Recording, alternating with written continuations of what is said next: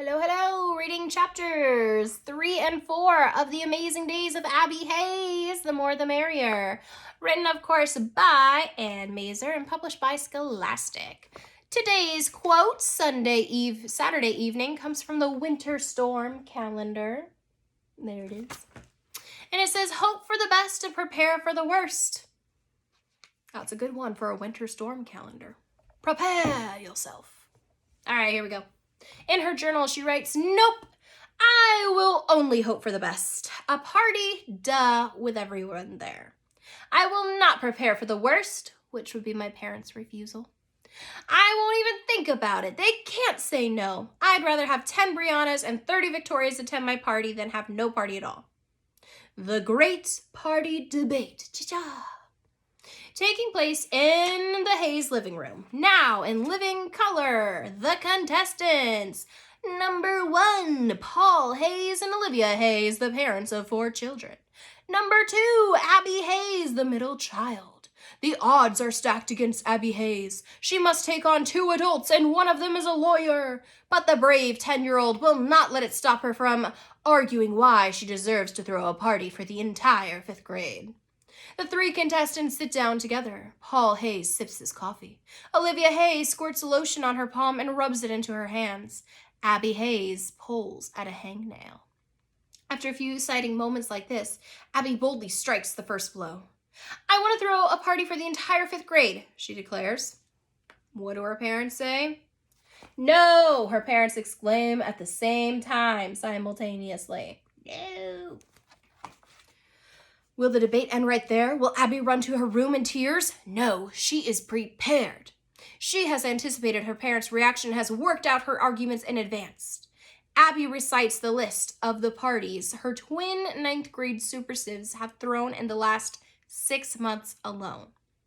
Eva gave parties for the lacrosse team, the soccer team, and the swim team. Isabel had parties for the debate team, the student council, the drama club, and the honor society. Olivia Hayes was not impressed. Those were small parties, she points out. You want a large party. So? Abby retorts. This brilliant reply fails to impress her parents. Abby unveils her next argument.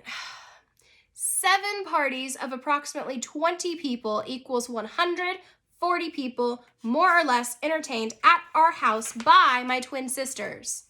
Abby rattles off the statistics. That equals a super sib, super bash 3.5 times bigger than the party I'm asking for. Your math is improving, Paul Hayes comments. However, 7 small to medium-sized parties can't be exchanged for one big one. Why not? Abby demands. Because, her parents reply. Stunned by her parents' logic, Abby says nothing. For a moment, the debate seems to be at a standstill, with the Hayes parents winning. Suddenly, there's a surprise recovery. Abby jumps to her feet and marches up and down the living room. 5th graders have rights to parties as much as 5th graders, especially when there are 2 of them and only 1 of me. Even Isabel had 7 separate parties this year. I had 0. Do you think that is fair or just or right? She asks. The Hayes parents sigh.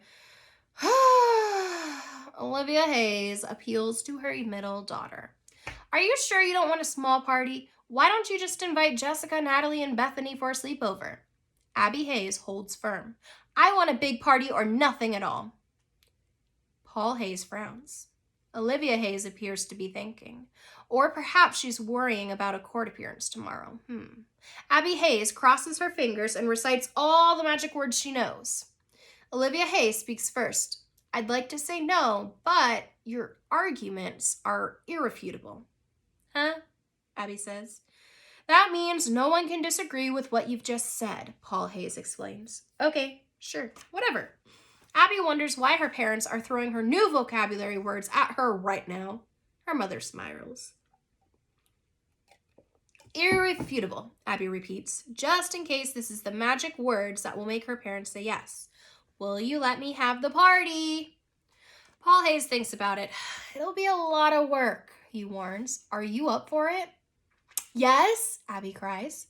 You'll be responsible for planning and invitations, Olivia Hayes adds. And you'll have to clean up too. Of course, Abby promises. I'll do anything to have a party with all my friends. I'll scrub floors, I'll wash windows, I'll even mow the lawn. Paul and Olivia Hayes exchange glances. Abby holds her breath.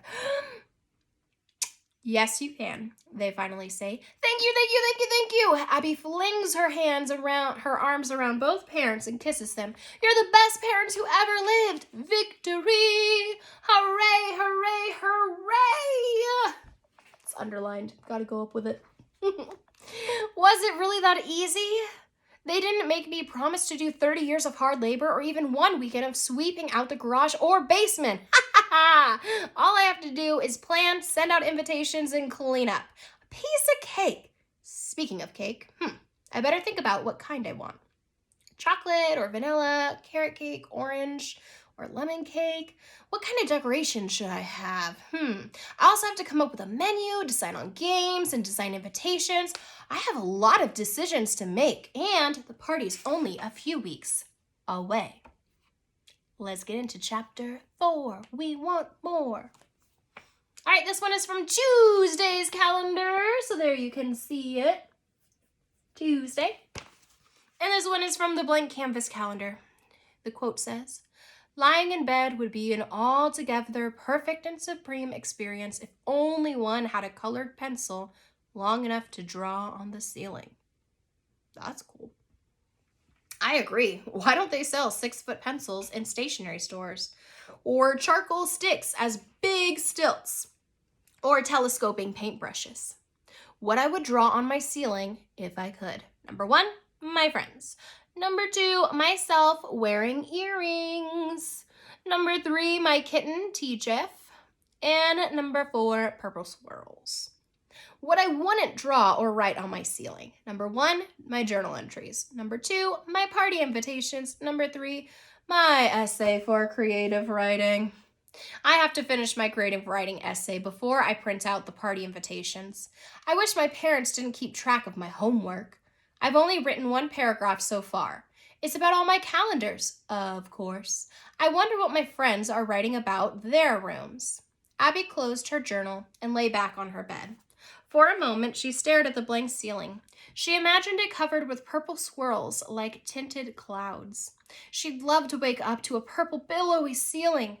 A purple billowing ceiling, she said out loud. She reached for the draft of her essay and wrote the words down on one side of the paper. She reread the paragraph she'd already written. In my room, I'm surrounded by time. My calendars are like trees that drop their leaves every 30 days. Every month I have new scenery on my walls. That was fine, but she had nothing else except purple billowy ceiling. Miss Bunder wouldn't accept it, and neither would her parents. Abby sat up and she began to write. If I didn't have my calendars, my room would be a plain, ordinary room. No one would know anything about me. No one would know that I have a cat. T-Jeff's food dish and water bowl and kitty litter are in Isabel's room. No one would know that I love to write. I keep my purple journal hidden where my spying super sibs can't find it and read it. No one would know that I love purple either. I only have a few purple things. Number 1, my journal. Number 2, my pen. Number 3, a bear that Grandma Emma gave me. 4, some barrettes and hair clips. 5, a plastic fortune-telling ball. Maybe, and it's purple. I wish I had a purple billowing ceiling. I wish I had a purple rug and purple curtains. I wish I could turn my room into a palace of purple. Abby put down her pen. She picked up her paper and went to find her parents. Abby, do you know where my tennis racket is? Eva asked. She dressed in shorts and a t-shirt. Her hair was pulled back into a ponytail. I've been looking all over for it. I haven't seen it, Abby said. Do you know where Mom and Dad are? Eva shrugged. Try the backyard. Abby ran downstairs. Behind her, Eva called for her twin. Isabel, where's my tennis racket? In the backyard, her father was digging a vegetable plot and her mother was pruning rose bushes. I finished my creative writing essay, Abby announced, waving the draft in her father's direction. He was the one who usually checked her schoolwork. All my other homework is done. May I print out the invitations now?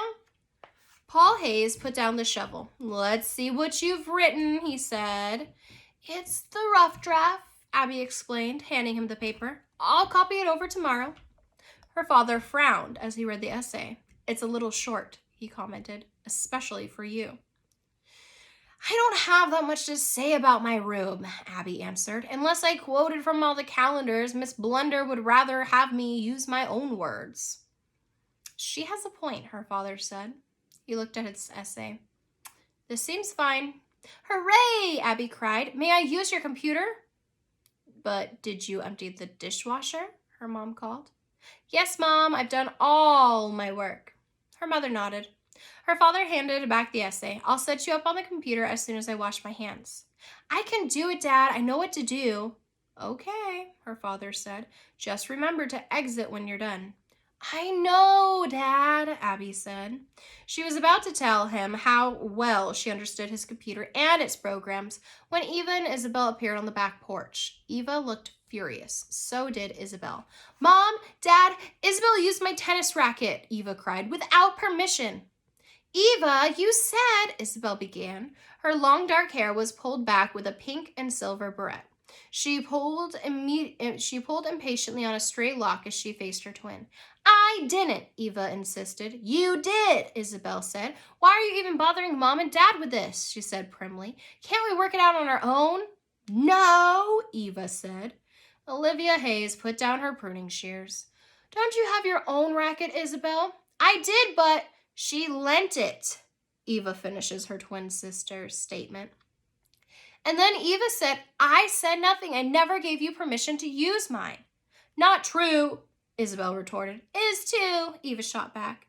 Abby glanced at her father. He had picked up his shovel and was beginning to break down a clod of dirt. "Thief," Eva cried. "Liar," Isabel accused. Their mother interrupted. "You can use my tennis racket whenever you want, Isabel. Leave your sisters alone." End of argument. The twins frowned at each other one last time. Then Eva ran back into the house, slamming the door behind her. Isabel followed with a second slam of the door. "Another day, another argument," Paul Hayes said. "When will it end?" "I'm going to go on the computer to print out the party invitations," Abby said. She had hoped her sisters didn't plan on using it too. She didn't want to tangle with either of them right now. "There's rainbow-colored paper in my study," her mom said. "Take as much as you need." "Great," Abby said. She ran back up the porch stairs and opened the kitchen door. Isabel and Eva were sitting at the kitchen table, drinking apple juice and chatting as if nothing had happened. "Oh, hi," Abby said nervously. Her sisters were like two bombs that might explode at any moment. Or not. "We're talking about your party, Abby," Eva said. "You are?" "How did you get Mom and Dad to agree to it?" Isabel studied her younger sister. "They never let us invite the entire 5th grade." "We're impressed," Eva continued. "We want to know your technique." Abby poured herself a glass of juice. "Irrefutable logic," she said. "What?" Eva said. "She out-argued them, dummy," Isabel informed her. "Dummy?" Eva repeated. She glared at her twin. "Never mind, silly," Isabel said. "What kinds of arguments did you use, Abby?" She could tell Isabel and Eva that she used them. Should she tell them that she used them to get their permission? Probably not. Abby drank her juice in one gulp and set the empty glass on the counter. "Mathematical equations," Abby replied. She took a step toward the kitchen door. "I have to go print out invitations now." Upstairs in her father's office, Abby turned on the computer monitor. She opened the program to make the greeting cards. First, she flipped through the illustrations. Did she want balloons or soccer balls or flowers or cakes or trees or ponds, a teddy bear? What kind of type did she want? Calligraphy, plain, gothic, italic, script, block letters? There are so many decisions to make. Abby typed the words, "Hooray, it's summer," and typed them out in different fonts. She added illustrations and took them away. She experimented with textured backgrounds and plain ones. Using her mom's rainbow paper, she printed out several trial invitations. None of them were quite right. "Are you still here?" Isabel asked. "I thought you'd be done hours ago," Eva added. Abby glanced at the clock. 2 hours had passed? It seemed like only a few minutes. "They're almost done," I lied. "Just a few more minutes." Isabel picked up one of the invitations. You need help, she said. Eva peered over her shoulder. Why don't you make the type smaller and the background brighter? I think the type should be larger, Isabel disagreed. Abby snatched the invitation from her older sisters. It's mine, she said. I'll do it the way I want. Isabel shrugged. If that's how you feel. The illustrations are crooked, Eva said. Abby frowned. I don't want any help. Why not? Isabel said. We've got experience and knowledge. Eva slung her arm around her twin. Yeah, we've got twin power. No, Abby said. Her sisters didn't listen. They grabbed another invitation from the printer and began to criticize it. Ugh. And that's chapters 3 and 4.